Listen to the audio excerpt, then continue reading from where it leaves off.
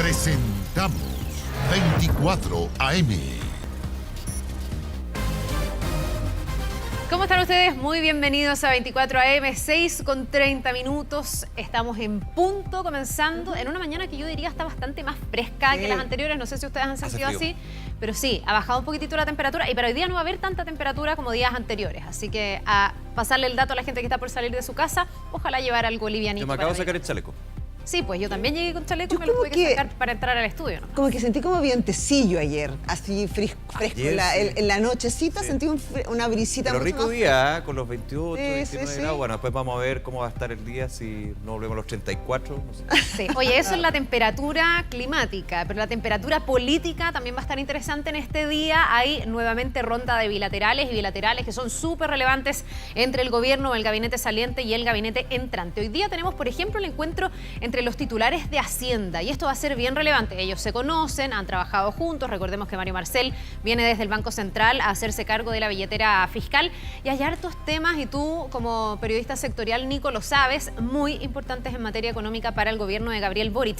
Una reforma tributaria que es bien ambiciosa, se espera recaudar 5 puntos del PIB para poder financiar una serie de avances, sobre todo en materia social, pero al mismo tiempo está el desafío de tener mayor inversión y eso es una ecuación súper difícil de lograr para poder tener más crecimiento y que para, en el fondo, todas las familias puedan tener mejores ingresos. Este va es a otro ser punto, en un súper año complejo este año. En un año económicamente difícil. Tal cual, con una alta inflación y bajo crecimiento. Claro, así que hay harta materia que conversar, me imagino. Lo mismo para la bilateral de trabajo y previsión social, no solo por la reforma previsional que está pendiente hace tantos años, sino también por el proyecto de las 40 horas laborales, que es un proyecto, recordemos, impulsado por, entre otros, Camila Vallejo y probablemente Gabriel Boric lo vaya a impulsar durante su mandato. Hay que estar atentos, son reuniones bien importantes, protocolares, con palabras de buena crianza. Ayer lo vimos, de hecho. Hasta el 11 de marzo. Hasta el 11 de marzo. Ayer estuvieron bastante bien, se portaron bastante bien. Sí, estaba todo en un buen tono. Pero da gusto, mucho respeto Sí. del ministro, ministra saliente, de cuando le preguntan, bueno, nosotros todavía no llegamos, que contesté. Está bien. Bien. Me gusta la buena forma. Hay que ver si va después en la senda del diálogo, Sí. por Y lo menos en esta etapa. Otra bilateral súper importante hoy día, salud. Salud. Porque es importante por la pandemia. Ya ha dicho el gobierno de Gabriel Boric que va a haber continuidad, que se va a seguir adelante con el plan de vacunación. Dice él que va a haber continuidad en lo que se ha hecho bien. Le reconoció en algún momento al gobierno de Sebastián Piñera haberlo hecho bien en estas materias y el gobierno actual ha dicho que dejan una serie de vacunas ya comprometidas, ya compradas y aquí deberíamos tener cierta continuidad para seguir enfrentando la pandemia que, lejos de abandonarnos, sigue absolutamente presente y en curso. Y a propósito de eso, la campaña de vacunación avanza en nuestro país y según las cifras entregadas por el MinSal, en el último informe el 93% de la población tiene su esquema de vacunación completo y esta semana ya más de 1 millón de personas deberían completar su segunda dosis de refuerzo. Todo esto en medio de lo que se nos viene en el mes de marzo, también con el regreso a las clases presenciales y con el calendario de vacunación que comienza muy pronto. El 7 para todos los mayores de 18 años que van a tener que comenzar a revisar cuándo fue su última vacuna para poder ver cuándo efectivamente le toca, en qué fecha y así este proceso siga siendo un proceso expedito y ojalá un proceso que todavía seduzca y que comienza también a seducir a los rezagados que evidentemente pueden vacunarse cuando tengan su calendario. Los que todavía no lo hacen, háganlo pronto porque los estamos esperando. Eso es bien importante. A partir del 7 de marzo, todos los mayores de 18 años. Exacto. Ya no es 50, 45. No, claro. Lo importante es cuando te vacunaste. Oye, vamos al tema internacional. Escala esto. Del mes, de la semana, de las próximas horas también, porque es toda una montaña rusa lo que sucede en la frontera ucraniana. Ayer, con la declaración del presidente ruso, Vladimir Putin, con respecto a reconocer la independencia de dos zonas donde hay separatistas prorrusos. Donetsk y Lugansk. Que en conjunto se le dice Donbass. Para que vayamos aprendiendo. Y tenemos todo esto lo tenemos que ir monitoreando día a día porque está escalando. Ayer algunos decían que Putin le echó benzina al fuego al final.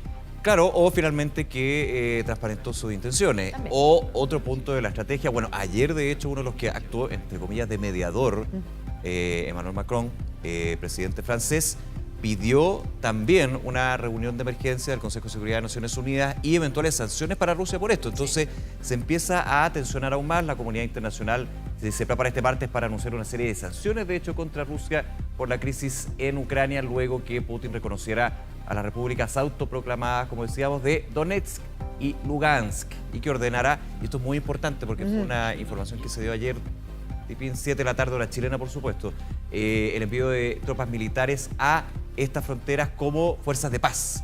Ese es el concepto que acuñó el presidente de Rusia, pero por supuesto desde Estados Unidos la visión es bastante contraria. Sigue la tensión, no desescala para nada. La semana pasada comentábamos que había retiro de tropas, también de tanques por parte de Rusia, por haber terminado una parte de las maniobras militares. Sin embargo, esto empieza a tomar un color distinto. Hay que ver cuál va a ser la definición del Consejo de Seguridad de Naciones Unidas, si efectivamente tiene peso sobre esto, pero sobre todo lo que van a ser las conversaciones que por lo menos ya están bastante congeladas. Sí, no, y ayer lo dificulta mucho más Putin con estas señales que entrega. Vamos a estar bien atentos y lo vamos a profundizar en un ratito más con Belén Arellano en nuestra sección internacional. Ya, son las 6 de la mañana con 36 minutos. Así está amaneciendo, todavía no, está bien oscuro y las mañanas todavía están empezando, o sea, están agradables, pero están empezando a sentirse un poquitito más heladas, más frescas, así que a ponerse algo livianito para esta jornada, donde esperamos 27. ¿Habíamos dicho 26? Un poquitito más, 27. Subió un 27 grados, vamos a corregida aquí corregimos 27. minuto a minuto. Es que don Iván Torres de la mañana revisa y dice, ¿qué tienen puesto? 26 grados. No, lo corrijo al alza, lo corrijo a la baja, lo corrijo a la Y alza. no es de consultar al celular porque sabemos que... No tiene su propio instrumental. No, o sea, ¿Tú sabes eso? Iván Torres tiene su propio instrumental en su casa en el cajón del Maipo. él es su propio barómetro. Tal cual. Me voy a retar porque eso es para el viento, pero bueno. Bueno, termómetro, su propio termómetro. Ya, oye, vámonos a la pausa contándoles que pueden comentar con nosotros con el hashtag 24AM. Estamos de vuelta de inmediato. Hay hartas informaciones que revisar junto a ustedes.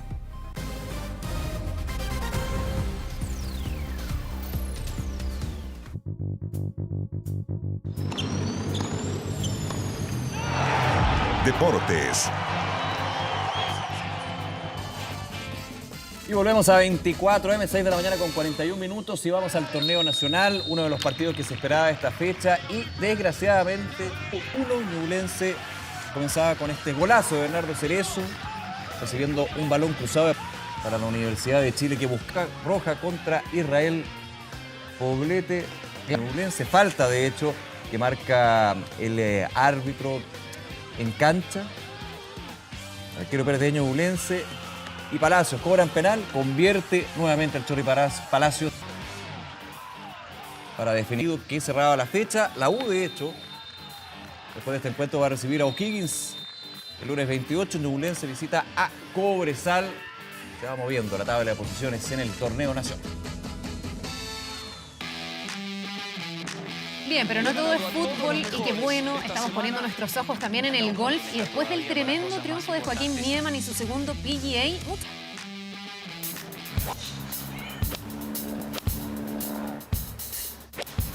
Brilló Joaquín Niemann entre las estrellas. Es el campeón de esta edición 2022 del Genesis Invitational. Y lo hizo como líder de punta a punta, algo que no se conseguía desde 1969, es decir, medio siglo atrás. Joaquín Niemann logró su segundo título de PGA, fue bendecido por el mismísimo Tiger Woods y se alza como el... Pienso que esto es increíble. Había una bandera chilena ahí. Estoy sin palabras. Es todo muy asombroso. Mundo Young y Morikawa no le dieron respiro a Joaco, que demostró una de las virtudes más elogiadas por cercanos y expertos. Su nivel de madurez, la cabeza fría para enfrentar los momentos más complejos. De esos talentos que nacen probablemente uno cada 100 años. No hay que tomarlo como un niño de 23 años. La verdad que la madurez que tiene, como lo demuestra en la cancha, cómo se toma su vida en general, es ya de alguien, una persona muy, muy madura. Eduardo Miquel es desde los 13 años el coach del golfista del momento. En sus primeros pasos por el Club San Cristóbal, dice Miquel, no se avisoraba el fenómeno en el que se transformaría. O sea, él era chico, no podía pegar distancia alrededor de 300 yardas como pega hoy en día. Pero cuando empezó a lograr eso, con las ganas que tenía, con la disciplina, con todo el entrenamiento que tiene, empezó a demostrar lo bueno que es. Todos están aquí, todo mi equipo, eso es lo importante, estoy orgulloso. Su corona a Los Ángeles le permitió conseguir un premio de 1.200 millones de pesos, que se suman a un botín total de casi 12 millones de dólares en apenas 5. América, yo creo que esto es más porque es a nivel mundial. Niemann y la disyuntiva de quien inequívocamente se convertirá en el deportista más laureado de nuestro país, pero en una actividad que aún no es masiva. No sé si lo conoce a él, no lo digas nada. Nada. ¿Viste lo de ayer, lo de Niemann, que ganó un título, el segundo? ¿Pero conoce a Joaquín Niemann? No. Un gran logro, sobre todo para el deporte del país. Claro, son deportes que no son muy vistos por la gente común y corriente como nosotros, si se puede decir así, pero bien por él. A nivel del golf internacional, el título de ayer es muy bueno, pero dentro del ambiente local de deporte, claro, no es un deporte masivo. El mejor golfista chileno de la historia, el mejor latinoamericano de la actualidad. El deportista top se mezcla con el Nima más íntimo, el futbolero hincha de Católica que incursiona en la meditación. Ese Joaquín desconocido que abrazaron a la distancia a sus padres. No es muy bueno para hablar, es más bien callado, pero ayer se destapó y nos llamó, nos hizo una videoconferencia con todos los hijos y estuvo muy simpático, estaba feliz, cantando, celebrando, tomando una cerveza, cosa que es muy raro en él. Que ha dado en estos 5 años o 4 años y medio de PGA, creo que puede realmente ser el número 1. No es fácil. Un fenómeno con todas sus letras. Por su irrupción y la de Mito Pereira aumentaron las inscripciones en todos los clubes de golf de Chile y se arman proyectos para masificar este deporte. Joaquín Niemann avanza de manera intempestiva, rompiendo récords de todos los tiempos. Y vamos a continuar en este tono. Tiger Woods, que ya tiene 46 años, no le ha perdido pisada a Joaquín Niemann.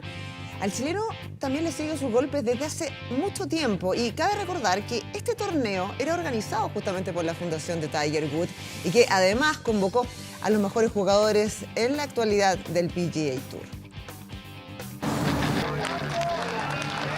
Súper contento con cómo terminó la semana y por tener la copa. Su segundo trofeo del PGA Tour, un título especial y lleno de récords. Por ejemplo, el chileno es el cuarto campeón en 96 años del certamen en liderar de principio a fin. Es el segundo competidor más joven en llevárselo. Además, aseguró un premio de $2.160.000 y por si eso fuera poco, todo eso bajo la atenta mirada de Tiger Woods, el gran ídolo que tiene el talagantino. Es algo increíble, o sea, poder ver a Tiger con todo el público gritando. Yo lo miraba y sabía que estaba con piel de gallina con todos los gritos, imagínate yo.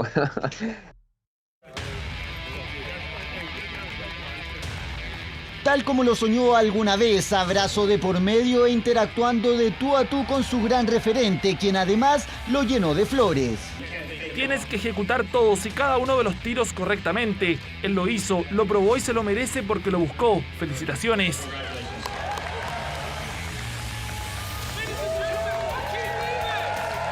Pero quien para algunos es el mejor golfista de todos los tiempos no descubrió recién a Niemann desde hace un tiempo que el tigre lo tiene en la mira. Su swing tiene un golpe hermoso. Corría el 2019 y el deportista norteamericano ya lo elogiaba. Lo que sé de él es que viene de una ciudad increíble y que el mundo está por delante. Que lo disfrute.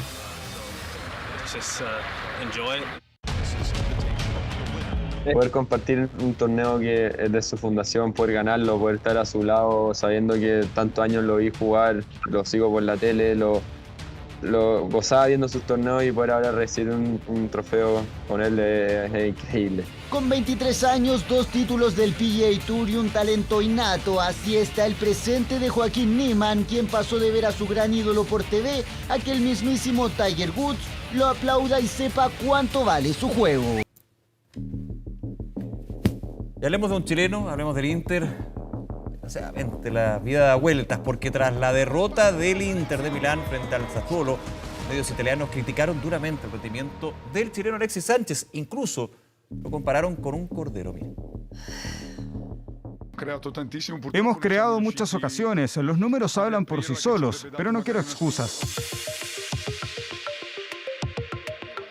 Sassuolo sorprendió a domicilio al Inter y lo derrotó sin mayores inconvenientes, con Alexis de titular, que poco y nada pudo hacer. También Sassuolo fue mejor, Inter desordenado, tuvo sus posibilidades, pero no. El Niño Maravilla no fue el jugador desequilibrante de otras ocasiones y se perdió ante la buena marca del conjunto visitante. Tuvo un par de oportunidades, pero no terminaron bien. Los dardos de la prensa italiana fueron directos hacia él. Se describe a sí mismo como un león, pero se muestra como un cordero. El chileno es a menudo inexacto e inconsistente. Hoy se habría necesitado un campeón. Sin magia, ni siquiera como un libre volante de creación para conseguir su cometido. El 2023 finaliza su contrato e incluso podría darse su salida anticipada. Con el poco protagonismo y regular desempeño, hasta los hinchas dudan de su permanencia. Se lesiona con la selección y con nosotros no juega. Sánchez se lesiona mucho. Cuando juega en el Inter está mal. Va a la selección y juega. Alexis lo vendo en enero y Arturo me lo quedo.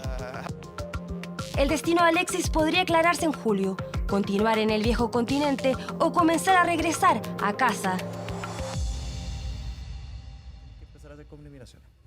No te... Bien, y vamos a una súper buena noticia, pensando que Chile va a tener una doble fecha clasificatoria muy importante con Brasil y después, el 29 de marzo, con Uruguay. ¿Se acuerdan ustedes que la FIFA había impuesto un castigo, una sanción para Chile, para que ese partido se jugara sin público por mal comportamiento frente a Ecuador en un partido anterior? Bueno, finalmente la NFP apeló, esa apelación tuvo éxito y Chile va a poder jugar con público con un aforo de un 75%. Es algo que obviamente ayuda en un momento en que vamos a estar seguramente definiendo el paso o no rumbo a Qatar 2022. Vamos a revisar lo que dijo el presidente de la NFP respecto de esto y esta buena noticia para Chile. Muy contento por la apelación que hicimos.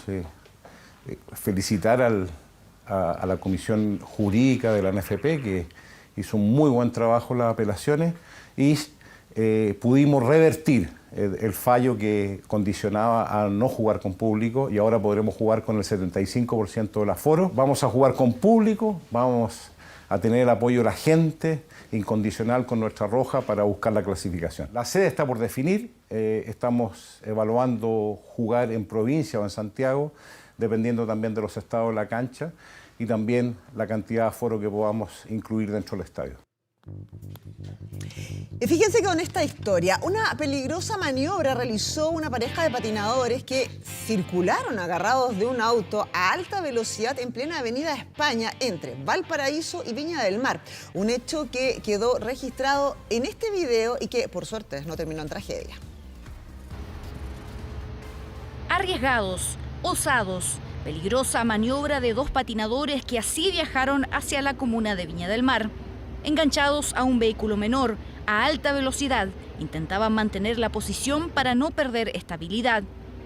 Todo ocurrió en plena Avenida España, imágenes que fueron difundidas por el medio local Alerta Noticias, capturadas en esta concurrida arteria que conecta Valparaíso con la ciudad Jardín, maniobra de alto riesgo por donde se le mire.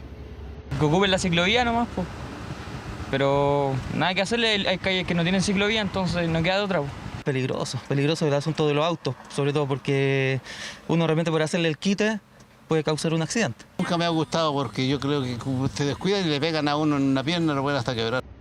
Uno de los protagonistas de estas imágenes, quien quiso mantener el anonimato, increíblemente reconoció que no es la primera vez que realiza esta acción. Se defiende asegurando que para él, circular por las veredas en mal estado o por la misma calle es igual de peligroso. No es la misma opinión que mantiene Carabineros. Cada vez que una persona que conduce un ciclo lo debe hacer preferentemente por la ciclovía, y al no existir la ciclovía lo pueden hacer eventualmente por un costado de la calzada, respetando las normas del tránsito. Quienes practican este deporte coinciden con el mal estado de las calles, pero no defienden el peligroso actuar de estos dos patinadores. Es riesgo para los mismos patinadores, para las personas que están conduciendo. Que no cualquiera va y se engancha de un vehículo. O sea, si fuese nivel principiante es demasiado peligroso. Incluso andar en ruta en la calle también es muy peligroso. Un breve recorrido por la Avenida España da cuenta de lo que denuncian los fanáticos de los patines: veredas desniveladas y la ausencia de los adoquines en algunos tramos. Aún así, nada justifica circular enganchado a un vehículo en movimiento, conducta que está sancionada en la ley de tránsito. No está permitido que se generen remolques de este tipo y por lo tanto, en caso de ser sorprendidos por carabineros, podrían haber sido aprehendidos.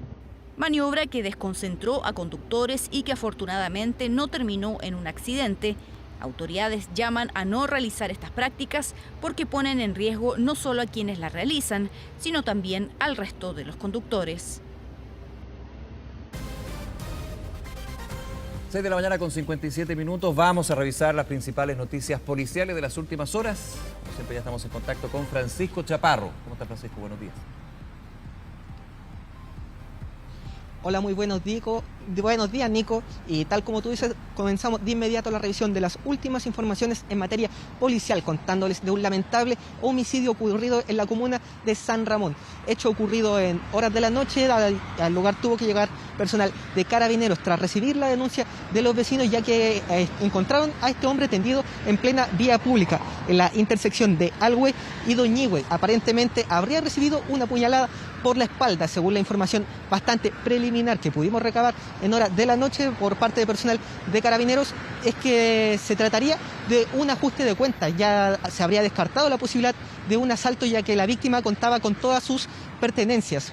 Según algunos familiares y vecinos que habían presentes en horas de la noche en este sector, nos comentaban que era un hombre de aproximadamente 40 años y que podría haber participado en una riña, ya que tenía algunos conflictos con algunos de los vecinos y con miembros de bandas rivales de otras poblaciones, por lo que es un procedimiento aún en desarrollo y estamos a la espera de una asesoría por parte de la Brigada de Homicidio, ya que la Fiscalía instruyó que sea esta sección la encargada de investigar qué es lo que pasó con este hombre ahí en la comuna de San Ramón y que sorprendió a todos los vecinos al estar tendido en la vía pública.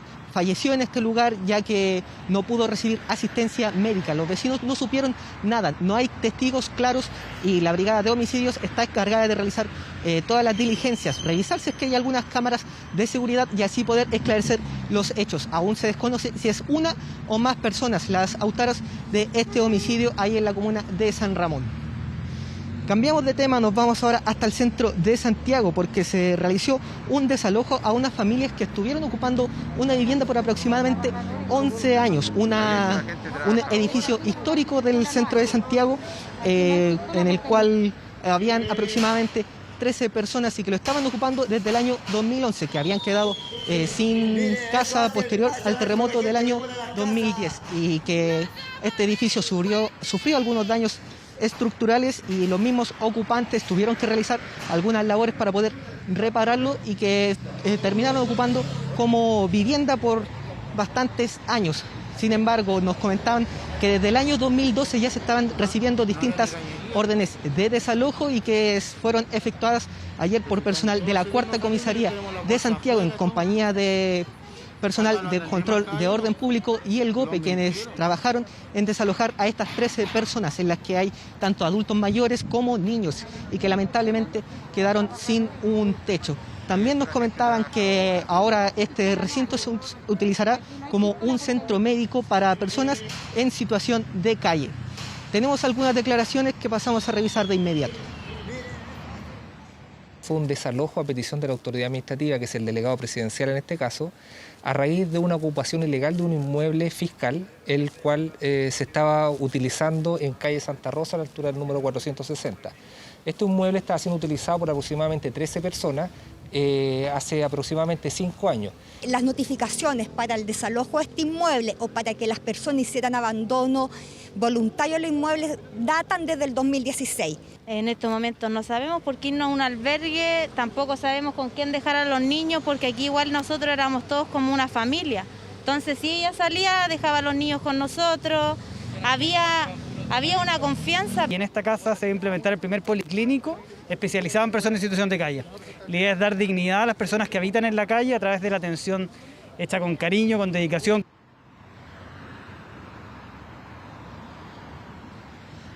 por lo que nos podían comentar, todas estas personas debían ser derivadas hasta albergues. Sin embargo, algunos se negaron, ya que esta posibilidad solo contemplaba a niños y mujeres, por lo que varios se negaron a esta posibilidad y se quedaron reunidos a las afueras de este recinto. Cambiamos de tema, nos vamos ahora hasta el sur del país para contarles de una gran cantidad de incendios forestales que se han registrado en la región de la Araucanía, específicamente en este ocurrido en la comuna de Padre Las Casas, y que debido a una gran cantidad de presencia de árboles, eso facilitó el avance del fuego y que hasta el momento se ha confirmado la destrucción de 2 viviendas. Debido a la gravedad de esta emergencia es que se tuvo que decretar una 8ª alarma de incendio y una gran cantidad de compañías de bomberos y voluntarios han tenido que trabajar para poder contener las llamas. También nos podían informar en horas de la tarde que algunos voluntarios de bomberos resultaron con algunas lesiones leves producto de esta emergencia y por la cual la ONEMI tuvo que decretar una alerta roja, ya que se han registrado al menos 15 incendios forestales en distintos sectores de esta región. Tenemos algunas declaraciones, las escuchamos de inmediato. A esta hora se ha declarado una alerta roja para la comuna de Ercilla, esto por el incendio forestal Arratia, que se mantiene muy cercano a la ruta 5 Sur y también a la localidad de Ibima en esta misma comuna. Este incendio se mantiene en combate, sin embargo, el tránsito en la ruta 5 se mantiene detenido por acumulación de humo y por seguridad en la conducción. Los guareños junto a bomberos, junto a la municipalidad, el camión aljibe de la municipalidad principalmente aportando a bomberos, tratando de evitar que otras casas sean consumidas por el fuego. Sé que no tengo idea cómo inició, pero lo único que pido es que la gente dejen de mirar y ayuden. O el mismo camión del agua que pasan por aquí, los bomberos, a apagar lo que está a la orilla primeramente. Sí, al menos llegaron los bomberos y llegaron aviones igual porque no había nada. Solamente había un carro de bomba que alcanzaron a cazar una casa y ahora llegaron varios más, llegó el alcalde, todo para allá. Este siniestro tuvo que ser combatido con aviones C-130 y algunos helicópteros especializados en combatir este tipo de emergencia. Desde la CONAF dieron esta información, unas impactantes imágenes que se registraron en horas de esta tarde y que se han repetido en distintos puntos de la región de la Araucanía. Francisco Chaparro con toda la información policial. Francisco, que tengas un buen día. Nos vemos. Cuídate. Buenos días. Gracias, Francisco. 7 de la mañana con 4 minutos. Vamos a hacer una pausa breve. Estamos de inmediato de vuelta. Viene don Iván Torres, que nos va a contar de estos 27 grados para la capital. Pero ojo, porque dicen que podría haber lluvia y se habla de algunas tormentas eléctricas en otros lugares de nuestro país. Ya nos va a estar contando Iván qué es lo que esperamos en materia meteorológica.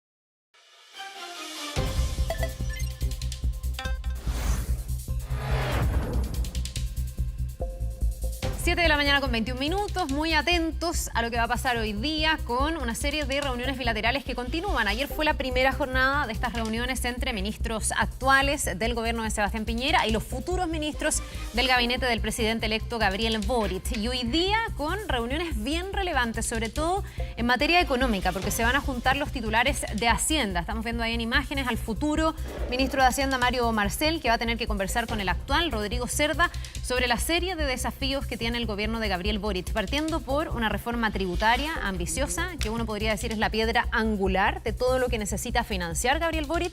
Recordemos que él ha dicho que pretende recaudar 5 puntos del PIB, lo que es muy ambicioso, en un contexto además económico donde además se necesita la recuperación, la mayor inversión, y algunos economistas dicen que esa ecuación es bien difícil de lograr, tener una reforma tributaria y al mismo tiempo poder tener los incentivos para que haya confianza, estabilidad para la inversión y, por cierto, más crecimiento. Un crecimiento que muchos dicen se ha estancado en el último tiempo, incluso en los gobiernos anteriores, incluso en este de Sebastián Piñera, que además ha tenido que enfrentar todos los embates y todos los problemas traídos por la pandemia. Claro, ayer, de hecho, el futuro ministro Giorgio Jackson, en su bilateral también con quien es su antecesor, en este caso Juan José Ossa, recordemos que es como el puente entre el Ejecutivo y el Legislativo, comentaba que las prioridades del gobierno, que ya lo había mencionado también el presidente electo Gabriel Boric, son reforma tributaria y reforma previsional.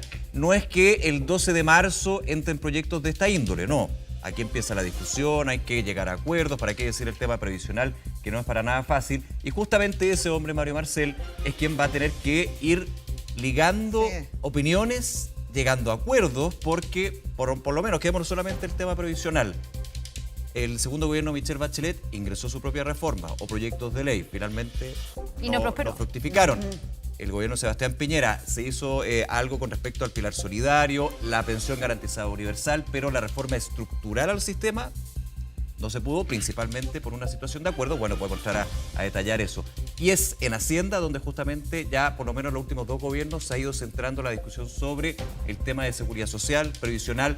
Mario Marcel, un hombre que sabe completamente lo que es el sistema. Hay una comisión que de hecho es conocida por Comisión Marcel, imagínate. Y eso es probablemente el compromiso de los primeros días de este como reajuste, como este acomodo que tiene también que ver con el control del gasto público, con colaborar también con normalizar esta desatada inflación, podríamos decir, y como bien decías, impulsar también esta reforma tributaria. Creo que va a ser una jornada donde, más allá de este cordialismo, esta bienvenida, se van a juntar dos personas que ya se conocen muy bien y probablemente la línea va a ser una línea un poquito más clara o un camino probablemente mucho mejor pavimentado. Sí, no es la única bilateral importante. Durante esta jornada también se juntan los actuales y futuros ministros del Trabajo y Previsión Social. Hay un proyecto que es bien sentido y que seguramente la administración de Gabriel Boric debería impulsar, que es el de las 40 horas laborales, que recordemos ha sido también dentro de los proyectos más destacados presentados por Camila Vallejo, que va a ser ahora la vocera de gobierno. Van a tener ahí harto que conversar, y lo mismo en materia de salud. Se va a juntar la futura ministra María Begoña Yarza con el ministro actual en materia de salud, es muy importante, con Enrique París. Tremendamente importante, porque además, claro, es como tú dices, no hay un periodo tan valle, digamos, entre el 11 y el 12 de marzo. Vamos a estar en plena vacunación masiva para esta cuarta dosis o segunda dosis de refuerzo, y por lo tanto aquí la continuidad o los matices y los cambios que pueda haber va a ser súper relevante, sobre todo cuando ya a este gobierno se le ha preguntado si se podrían flexibilizar algunas medidas de control, como países que lo han hecho en otras latitudes, países muy distintos al nuestro, como Noruega, Dinamarca. Ahora Inglaterra ha avisado que desde la próxima semana van a levantar medidas de restricción.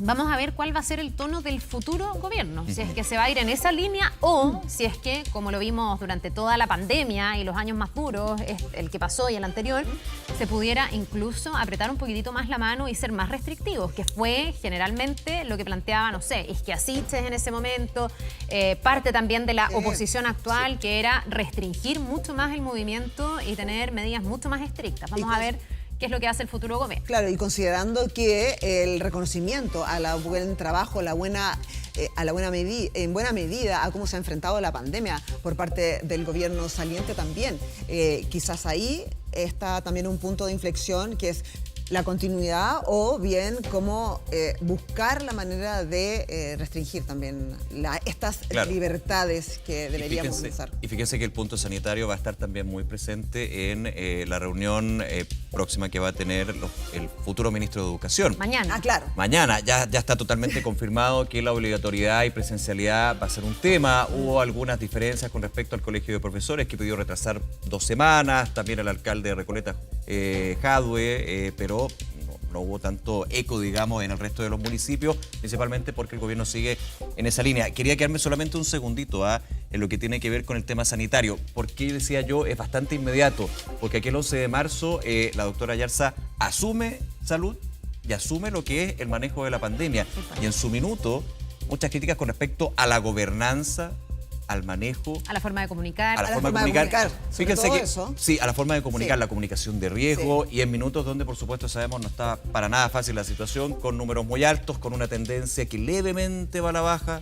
Y donde el ministro París además ha dicho que la presencialidad es vital para la presencialidad escolar es vital para lo que se viene este año y que además, asumiendo que ya como el pic, ya parece que lo estaríamos pasando en este minuto.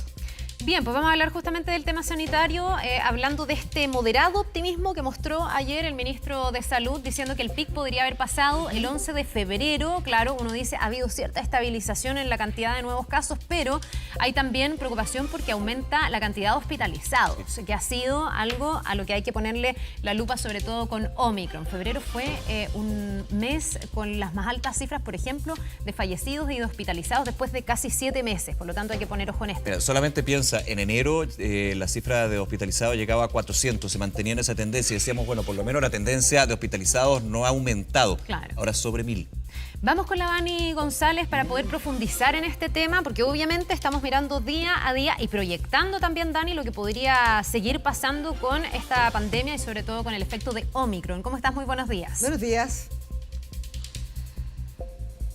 ¿Cómo están? Muy buenos días. Claro, ha aumentado mucho la cantidad de personas hospitalizadas, 113% solo en 3 semanas. Es eso lo que ha informado la autoridad sanitaria en los últimos reportes y hay varios temas que se abordan respecto a esta situación. ¿Qué tan importante es la vacunación? ¿Cuál es el escenario que se ve para futuro, para las próximas semanas? Para eso queremos conversar con el doctor Alexis Kalergis, académico de la Universidad Católica y director del Instituto Milenio en Inmunología. ¿Cómo está, doctor? Buenos días. Buenos días, Daniela. ¿Cómo está? Gusto saludar a usted, las personas en el estudio y también a la audiencia que nos escucha.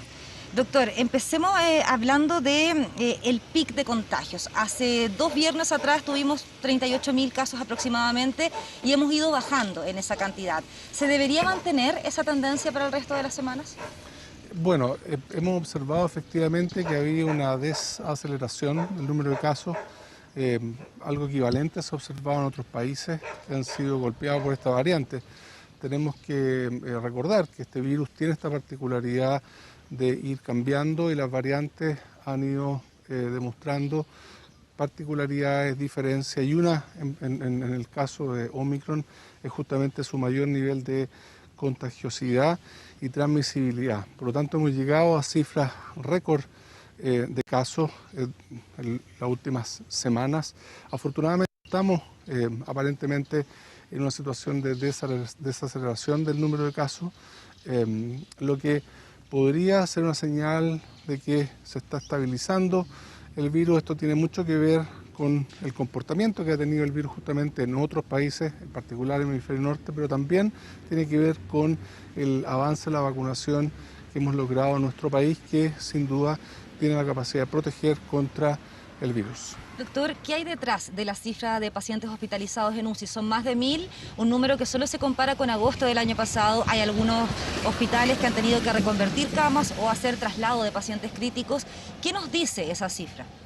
Bueno, muy preocupante y es justamente el resultado de la acumulación de casos. Hemos tenido un altísimo nivel de contagio justamente por esta variante que tiene estas particularidades y en particular en personas no vacunadas o personas que tengan alguna comorbilidad o enfermedad de base, el virus puede golpearlas fuerte. Entonces, hemos visto que este número mayor de personas hospitalizadas, personas en UCI, se ha ido, en el fondo, sumando en la medida que ha pasado el tiempo, porque esta es una enfermedad respiratoria de desarrollo lento. Entonces, es algo que era esperable a raíz justamente del mayor número de casos.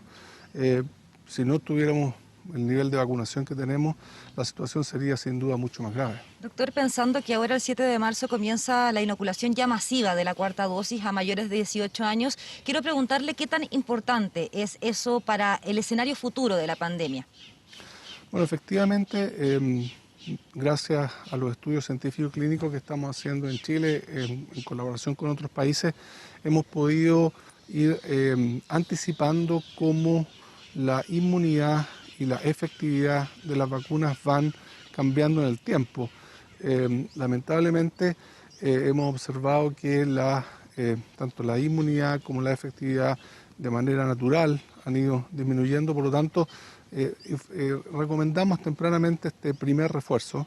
Esto fue el año pasado y ese primer refuerzo demostró, cuando uno cuantifica los niveles de anticuerpos y niveles de células inmunes que reconocen el virus, aumentan significativamente. Acabamos de publicar ese trabajo científico y también ocurre lo mismo con la efectividad de la vacuna gracias justamente al refuerzo. Así que este segundo refuerzo es necesario para reactivar, volver a incrementar los niveles de anticuerpos, porque mientras tengamos una situación en la cual lo natural, lo que ocurre es que la respuesta inmune va disminuyendo en el tiempo, eso hace que baje la efectividad de las vacunas y al mismo tiempo tengamos este altísimo nivel de circulación viral con variantes, es fundamental contar con refuerzos, así que este segundo refuerzo es muy importante. Doctor, ¿qué pasa con la cantidad de fallecidos que ha bordeado los 100, por lo menos esta última semana? Se lo pregunto porque al principio se nos había dicho que Omicron era más leve, que no iba a causar tanta letalidad. Sin embargo, hemos tenido cifras muy preocupantes asociadas a los fallecimientos. ¿Qué significa eso? Claro, desde nuestro equipo hemos sido bien insistentes en plantear que no es correcto comparar Omicron con un resfrío leve o una gripe, ¿verdad? O sea, este es un virus distinto, el coronavirus es distinto al virus del resfrío, al virus de la influenza, por lo tanto tenemos que ser muy cautelosos porque todavía no lo conocemos suficientemente bien. La ciencia lleva 2 años, poco más de 2 años estudiando este virus, por lo tanto no podemos asumir de que es un resfrío o una influenza, no es así. Y eso está quedando lamentablemente demostrado con las tasas de hospitalización y como usted indica también con los muy lamentables fallecimientos a raíz de esta infección.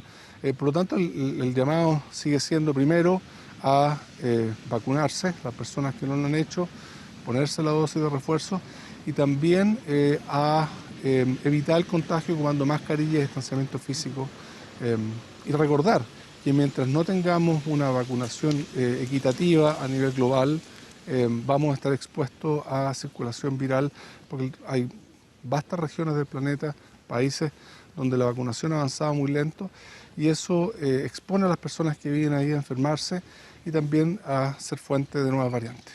Eso le iba a preguntar, hemos hablado también de la aparición de esta nueva variante Omicron 2 que preocupa, llama la atención. El ministro decía que podríamos vernos enfrentados a una nueva ola.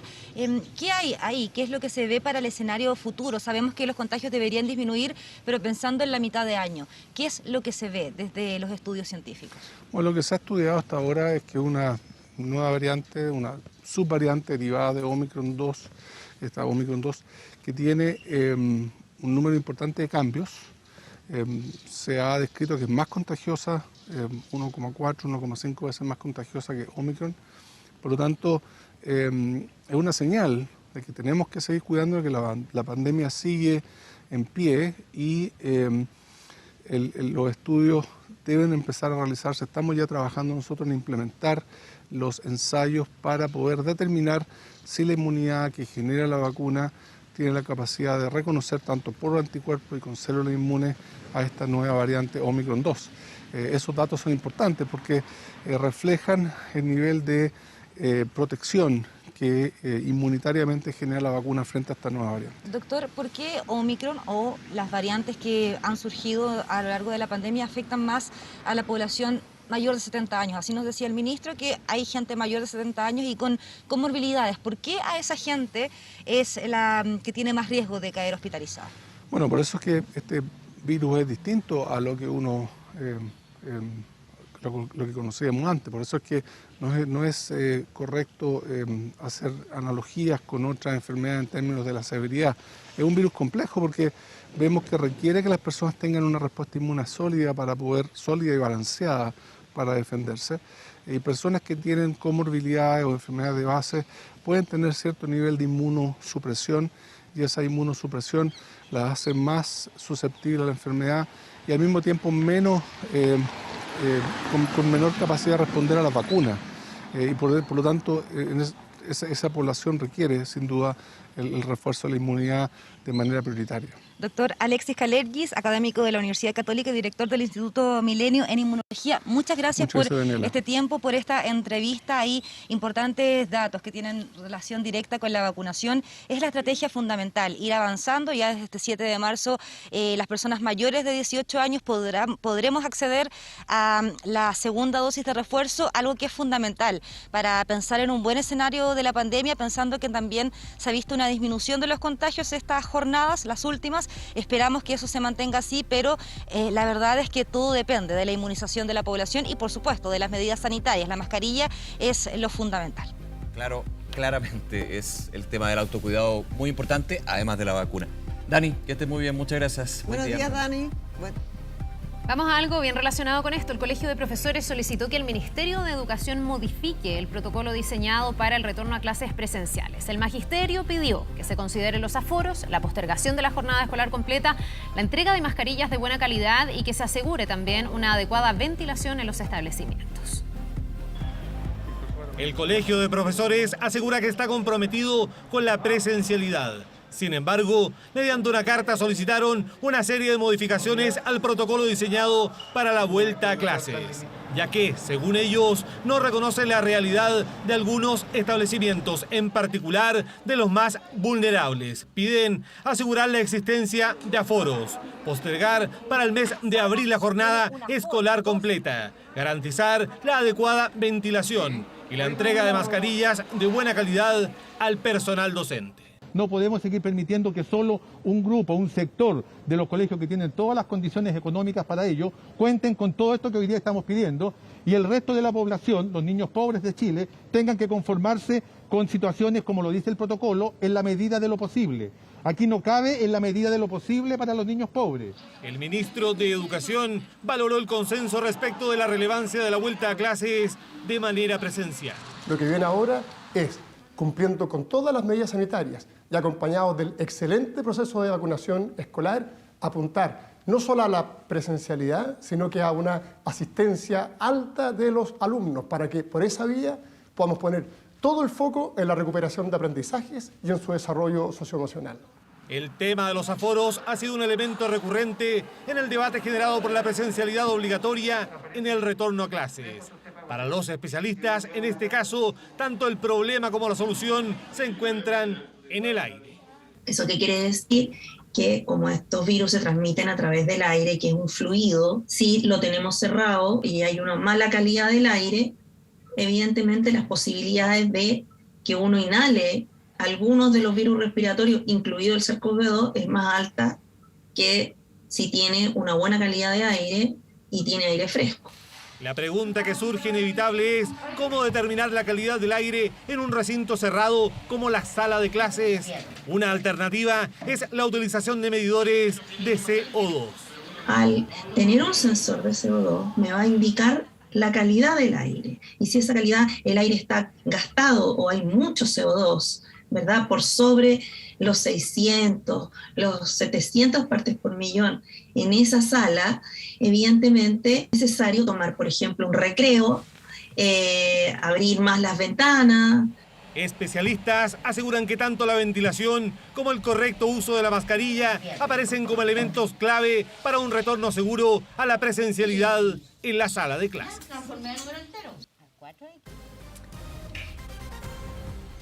Y vamos a seguir en el mismo tema, pero vamos a hablar también de cómo este regreso presencial está ya a la vuelta de la esquina y no solamente hay que preocuparse de los útiles escolares, del ánimo en que tienen los niños para enfrentar el colegio, sino que también... Hacerse el ánimo. Hacerse el ánimo después de todo este tiempo en que los hemos tenido en casa. Y una de las cosas que hay que preocuparse también es sobre el transporte escolar que regresa y sobre todo regresa mientras estamos en pandemia. ¿Cuáles son los protocolos que deben seguir? ¿Cuál es lo que nos debemos de preocupar al momento de elegir quién va a llevar a nuestros niños al colegio este año? Vamos con Pamela Araya, que tiene todos los detalles y por supuesto esos respectivos consejos. Pame, ¿cómo estás? Buenos días. Hola, muy bien ustedes, todo bien me imagino, espero.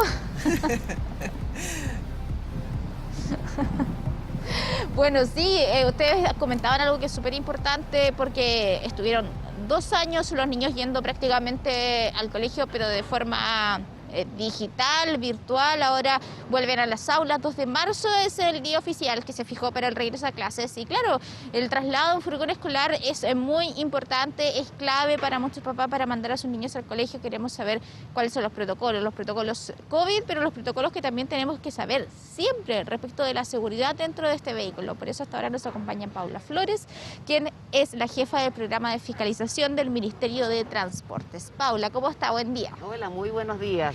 ¿Sabe qué? Carolina en el estudio y Nicolás planteaban un tema, hablaba de los protocolos COVID. Sí. Se puso mucha atención en eso porque después de 2 años los niños vuelven a clase, tienen que subirse a un furgón con más niños. ¿Hay algún protocolo específico COVID en los buses escolares? Exactamente, como el resto de los vehículos del Ministerio de Transporte, durante el año pasado ya determinó protocolos especiales para el transporte escolar. En el caso del transporte escolar es la desinfección del interior del vehículo diariamente. Además ellos tienen que conformar una lista de pasajeros diariamente, tomarle la temperatura a cada niño que sube, se le toma la temperatura, se anota en este listado y además se debe proveer alcohol gel, como, insisto, todos los protocolos establecidos para buses y el transporte público en general. Además de los protocolos, el Ministerio de Transporte, a partir de también con sus inspectores fiscales, vamos a fiscalizar, bueno, que se estén cumpliendo todas estas medidas, pero también que estén cumpliendo con las normas técnicas y de seguridad. Y ahí estoy hablando, por ejemplo, de estado de neumáticos, luces, asientos, cinturones de seguridad, documentación en general del vehículo y también del conductor y si tuviera también un acompañante. Es por eso que nuestra recomendación hacia los papás que ahora van a contratar un transporte escolar, recordar que siempre tiene que estar autorizado por el Ministerio de Transporte y ahí lo más importante es verificar. Entramos a fiscalización.cl, hay un banner que se llama Registro Nacional, con la placa patente podemos saber si el vehículo está autorizado o no. Además vamos a tener toda la información de quién es su propietario, la antigüedad que tiene y así varios datos del vehículo. Y respecto del conductor y acompañante, si tuviese, también debemos verificar que no esté anotada en el registro de personas inhabilitadas para trabajar con niños. También con una simple consulta entrando a la página del registro civil podemos saber si la persona está ahí o no. Me ha hablado de 2 temas, uno tiene que ver con el COVID y el otro con lo que hay que fijarse siempre, lo que uno siempre ha tenido que ponerle atención. Pero el tema COVID, ¿eso se fiscaliza o más bien responsabilidad de cada uno? Mira, nosotros sí vamos a fiscalizarlo y vamos a estar atentos, como ya lo hicimos el año pasado con el retorno gradual que hubo a fines de año, verificando que se estén cumpliendo estos protocolos. Pero también yo quiero hacer un llamado a los papás.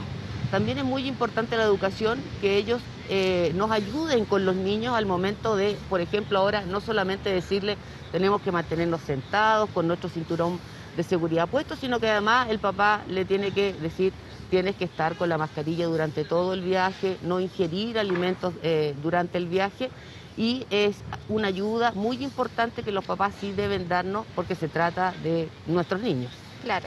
Lo otro, también hay fiscalizaciones aleatorias respecto de lo que decía usted, el estado de los neumáticos, el estado de los cinturones de seguridad, entre muchas otras cosas. Exactamente. Nosotros tenemos dentro de nuestro plan anual de fiscalización un indicador especial ligado al control del transporte escolar. vamos a visitar, al menos durante todo el año, todos los colegios donde se preste servicio de transporte escolar. Y esto básicamente vamos a visitar las escuelas que tengan enseñanza básica. Nosotros ya estamos dispuestos, en contacto con el Ministerio de Educación, que nos ha dado todo este registro completo. Así que ya estamos preparándonos para partir con esta fiscalización ya en los próximos días. ¿Hay una manera, no sé, por internet, por ejemplo, de encontrar el mejor tío de furgón, tío de furgón para los niños? Porque a veces uno se conecta por un dato, mira, que en mi colegio, que la señora del frente conoce a... Pero me imagino que ahora también hay una plataforma en la que uno puede ver quizás la persona que trabaja más cerca o que hace el mismo trayecto del colegio del niño. Mira, nosotros no tenemos, bueno, cualquier persona de partida podría pedir la información del transporte escolar completo. Pero la forma más fácil de encontrar el servicio de transporte escolar primero es los grupos comunitarios, ahí es donde siempre aparecen datos, pero el principal es ir al colegio, el colegio siempre va a tener los datos de los transportistas escolares que trabajan con ellos. Es efectivo que durante estos 2 años de pandemia muchos de los transportes escolares tuvieron que hacer otra cosa. Por lo tanto, el retorno de ellos hacia la actividad principal, que es el transporte escolar, no sé si va a ser tan inmediata. Así que el llamado es a todos los que están buscando transporte escolar y aún no lo han encontrado, la forma más fácil es ir y preguntar en el colegio cuáles son los transportistas escolares que se han ido a registrar con ellos, avisando que van a prestar servicios en el colegio. ¿Los aforos se redujeron adentro de los furgones o va a ser lo mismo? No, aquí no hay reducción de aforo. Sí, lo muy importante es que al interior del vehículo hay está anotada la capacidad máxima de niños que puede transportar y eso no se puede pasar. ¿Ya? Así que si el furgón dice 25, son como máximo 25 los niños que pueden ir a bordo.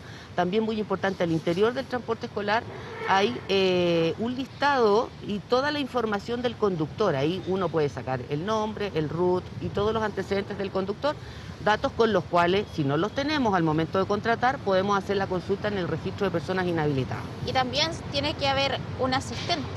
Exactamente. La norma establece que si el transporte escolar lleva más de 5 niños de prebásica, debe obligatoriamente tener un acompañante. Y este acompañante también no debe estar en el registro de personas inhabilitadas. Así que yo los invito a hacer la consulta.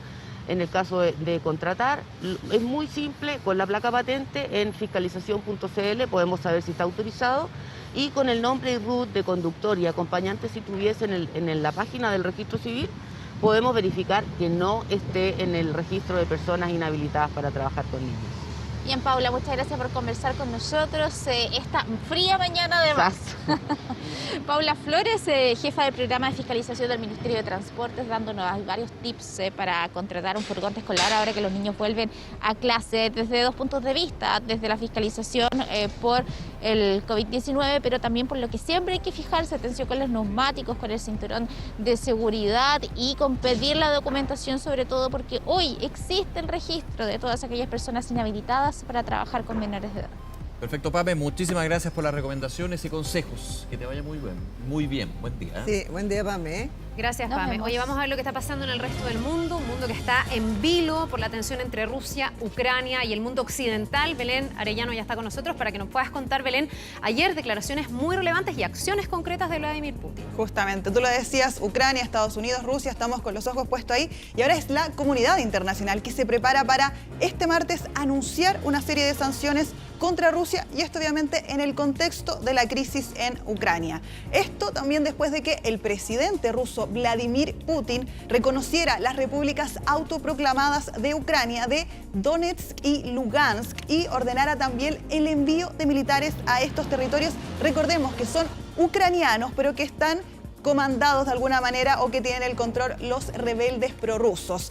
Ya son distintos países entonces que anunciaron castigos contra el Kremlin por estas razones. Por ejemplo, Carla, Estados Unidos, Reino Unido ya impusieron sanciones económicas a Rusia y también a estos territorios rebeldes en Ucrania, mientras que estamos esperando ahí la Unión Europea y el Consejo de Seguridad de la ONU que este martes van a evaluar entonces las posibles medidas contra la administración de Vladimir Putin. ¿Qué ha dicho Ucrania en este contexto? Bueno, el presidente de ese país, Volodymyr Zelensky, señaló que no van a permitir una invasión rusa, porque incluso ya de Reino Unido dicen que habría partido la invasión a Ucrania, y lo que dice Ucrania también es que no le temen a nada ni a nadie. Están ahí, es decir, preparándose para una eventual invasión rusa, y sabemos ahí entonces que la comunidad internacional, Carla, está respondiendo, ya hay sanciones y se vendrían más. Sí, vamos a ver cuánto escala en materia militar este conflicto, que es obviamente lo que uno más teme, ¿no? Que pudiera haber ahí una guerra, un conflicto armado que genere pérdidas humanas, pérdida de vidas.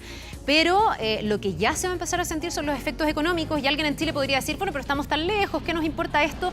Nos importa, y nos importa particularmente por la economía. Estamos en un proceso inflacionario súper alto, que dicen todos los expertos que aquí se encarece el petróleo. El petróleo ya está casi a $100 el barril, y esto podría hacer que suban aún más los precios. Eso en Chile se va a sentir, somos un importador de combustible.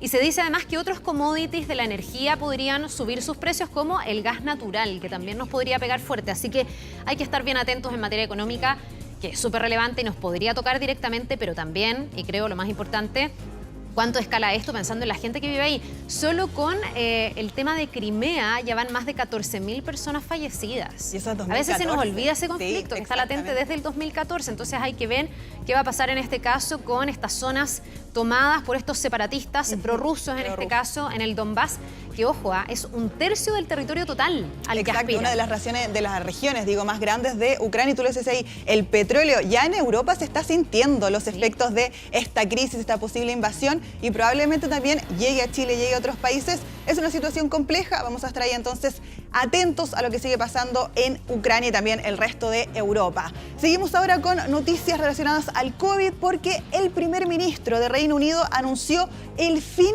de las últimas restricciones por el COVID en su país. ¿Qué significa esto específicamente? Bueno, Boris Johnson informó que a partir de este jueves 24 de febrero no es necesario entonces el aislamiento obligatorio para las personas infectadas con coronavirus, y se elimina así la principal restricción que quedaba con el virus tras 2 años de pandemia en Reino Unido. El plan del gobierno británico entonces prevé que el COVID, y es lo que también dicen algunos expertos, pasará a ser endémico y que podrá ser mantenido, según el gobierno británico entonces, bajo control con vacunas y otros tipos ahí de tratamientos. El primer ministro entonces llamó a la población a no abandonar, eso sí, la cautela, pero también insistió en que era momento ya de alejarse de las prohibiciones de cosas y de actividades y empezar a retomar de alguna manera, Carla, la vida normal que ellos dicen. Sin embargo, estas acciones del Reino Unido han sido criticadas por algunos científicos que señalaron que el plan es muy riesgoso y que incluso podría aumentar el número de contagios activos. Sí, pues esto se suma a otros países. Recordemos que Dinamarca fue el primero en una especie de gran laboratorio, y han tenido un aumento de casos, que es lo que muchos cuestionan, ¿no? Lo mismo con Noruega, con Suecia, ahora Inglaterra. Se le ha preguntado a la autoridad chilena si algo así podría ocurrir en nuestro país. Dice la autoridad y los expertos que más adelante se podría dar algo así, pero ahora no. Y ahora no, ¿por qué? Porque estamos con la vuelta y el retorno de muchas personas que se han movido durante verano, y porque viene además la entrada a clases. Entonces este no es un momento para plantear el flexibilizar ningún tipo de medida. ¿No? Y también dicen que con Omicron, que todavía estamos ahí, podría darse otra subvariante. Apareció ya. Exactamente, podría darse otra nueva. Todo eso pensando en que si tengo COVID no sería necesario aislarme en Reino Unido. También una noticia ahí que está causando algo de polémica en ese territorio. Cambiamos ahora de tema, nos venimos a nuestra región, específicamente a Colombia, porque este país despenalizó el aborto totalmente hasta la semana 24 de gestación. La decisión fue anunciada esta tarde, la tarde de ayer lunes, por la Corte Constitucional del país entonces, que despenalizó la interrupción voluntaria del embarazo, y esto tras la votación de 5 votos a favor y 4 en contra, es decir, estuvo bastante peleado ahí en Colombia. Este proceso llevaba varios meses siendo dilatado por distintas trabas administrativas, por impedimentos también a jueces por parte de grupos en contra del aborto, y hasta este lunes en Colombia solo se podía abortar cuando la vida de la madre estaba en riesgo, o cuando el embarazo era fruto de violación o incesto, o si había, por ejemplo, una malformación del feto. En el resto de los casos, la mujer arriesgaba entonces hasta 4 años y medio de cárcel, algo que ahora va a cambiar después de que se aprobara el aborto entonces en Colombia, hasta la semana 24 de Eso gestación. me llama particularmente la atención. Este es un tema muy delicado, cada uno puede tener su visión. En Chile también tenemos esta discusión y va a ser incluso discutida por la Convención Constitucional. pero yo no había escuchado que se planteara en Chile hasta la semana 24. Siempre se habló de la semana 14, 12. La semana 24 estamos hablando casi de 6 meses, es un embarazo súper avanzado, donde ya el feto tiene prácticamente todos sus órganos formados, donde está bastante comprobado que sus 5 sentidos ya funcionan. Me parece bien como a la vanguardia el ir tan allá en número de semanas. No sé, más allá de que uno esté a favor o en contra, me llama la atención el número, esa semana 24. A muchos les llamó la atención porque en Colombia mucha gente salió a celebrar de alguna manera esta aprobación, pero también otros salieron a criticarla por lo mismo, porque decían que ya era una fecha más avanzada y es por eso que también se demoró tantos meses, porque fue un cuestionamiento allá que costó y finalmente terminó en esa resolución entonces Colombia aprobando el aborto hasta la semana 24 ahí de gestación. Seguimos ahora con otras informaciones. Ponga atención a esta noticia, a este video también, porque en México, en una cinematográfica, hay persecución, incautaron 3 toneladas de cocaína en una lancha en medio del mar. Es decir, se quería arrancar en bote con la cocaína. Fue el ejército mexicano entonces que finalmente logró realizar 3 operativos donde interceptaron a 6 personas en 3 embarcaciones y ahí deteniéndolos juntos con su cargamento, ¿cuánto era este cargamento? Exactamente 3.000 kilos de cocaína, de clorhidrato de cocaína y también más de 5.000 litros de combustible. Para eso entonces se utilizó apoyo aéreo para poder llegar a esta barca, a esta lancha, para encontrar la embarcación en medio del mar, con una coordinación ahí también marítima que duró 2 días, ya que la persecución sucedió en distintos puntos del país, 2 cerca del Cabo San Lucas y otro a 188 kilómetros de Mazatlán. Cambiamos completamente de tema. Carla, no sé si ya has visto esta noticia de Turquía. ¿Sabes cómo se dice Turquía en inglés? Probablemente tú sabes. ¿Turquía en inglés? ¿Sí? Turkey. ¿Y también qué significa en inglés? Pavo. Exactamente. Sí. Entonces, ¿qué quiere hacer el gobierno turco para que no exista? ¿Se quieren llamar así? Exacto, se quieren cambiar el nombre para que no exista esa confusión. Eso es lo que busca el gobierno turco, que puso en marcha un plan para cambiar el nombre del país en inglés, porque en español no tenemos ese problema, y para que no lo confundan entonces más con la palabra pavo. De Turquía, entonces ellos van a pasar de ser Turkey, como decías tú bien, a ser Turquille. Todavía están definiendo ahí cómo lo van a pronunciar en inglés, pero sería Turquía. ¿Pero esto lo puede definir Turquía o no es la lengua en el fondo de quienes hablan inglés quienes deberían determinar? Este es un plan del gobierno, pero esto es lo extraño, porque el presidente del país... la discusión. Sí, el presidente del país, Tayyip Erdogan, argumentó que Turquía representaba más la cultura de su país, la civilización y también los valores de la nación turca de la mejor manera que lo hace Turkey, que es muy común que se confunda con la palabra pavo. El cambio de este nombre entonces ha estado en los planes de los turcos durante ya hace un tiempo. Hablamos del año 2000. La Asamblea de Exportadores Turcos pidió a sus miembros ya cambiar a Turquille, pero la medida nunca se llevó a la práctica y ahora que busca el gobierno entonces de Erdogan notificar esta decisión, ellos dicen que ya es una decisión tomada, las próximas semanas ahí a las Naciones Unidas, que sería y ahí de alguna manera... Ahora, tú dices notificar, no es que le van a hacer el requerimiento, es que le van a decir, desde ahora en adelante díganos así. O sea, el presidente turco dijo, nosotros vamos a dejar de ser Turkey en inglés, vamos a ser Turquille y ahora hay que notificar simplemente a los demás países. ¿Y a nosotros qué hacen? ¿Dicen Chile en vez de Muchos Chile? Muchos decían eso, si Chile se cambiaba el nombre para no confundirse con la palabra Chile. Sí, es una pregunta... ¿Pero qué palabra ponemos? Ahí es buena pregunta. Hablando de Turkey. O le cambiamos el nombre a la G. Habría mejor. ¿Y Chile se queda haciendo Chile? Podría ser un poquito más fácil. Claro, el mejor país del mundo. Pero no sería, viste, una buena discusión me parece a esta hora de la mañana para saber cómo llamar o quién tiene el derecho a decir cómo te llamas como nación en un idioma y una lengua que no es la tuya. Gracias, Belén. Que te vaya bien. Nos vemos, un buen día. Y nos vamos despidiendo. Así es, nos vamos. Muchísimas gracias por acompañarnos, pero por supuesto siguen todas las informaciones en Canal 24 Horas y 24horas.cl. Y en TVN, el equipo del Buenos Días a todos. Claro que sí, que tengan una buena jornada de mar. Un abrazo, chao.